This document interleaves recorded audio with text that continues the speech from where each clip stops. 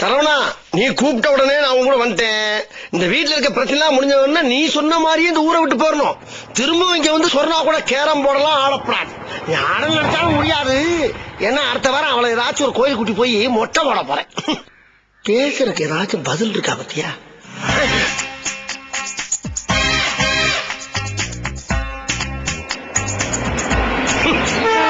நாங்களும் சீவோம்ல, எங்களுக்கும் கலைஞ்சிருக்கு.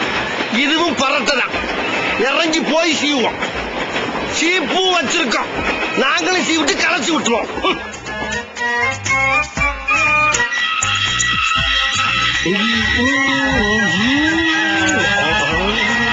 என்ன அங்க மீச இருக்கு? நம்ம மூஞ்சி மாதிரி தெரியலையே.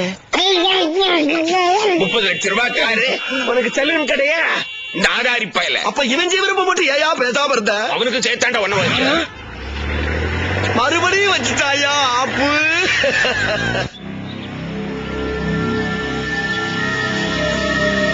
இப்ப எங்க போனா என்ன ஆனா? எந்த ஊருன்னே தெரியல. இது பிச்சை எடுத்துட்டா ஊர் போய் சேரணுமா? அம்மா எங்கயா போன?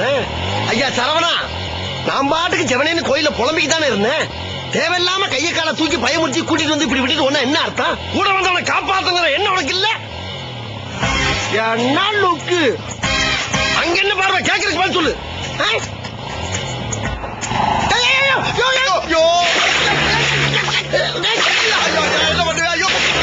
சோத்திரையும் அடி வாங்கியாச்சு, சேத்திரையும் அடி வாங்கியாச்சு.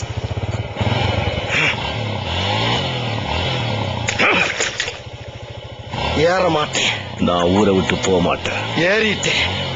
என்ன வில்லத்தனம்! எடு வண்டிய.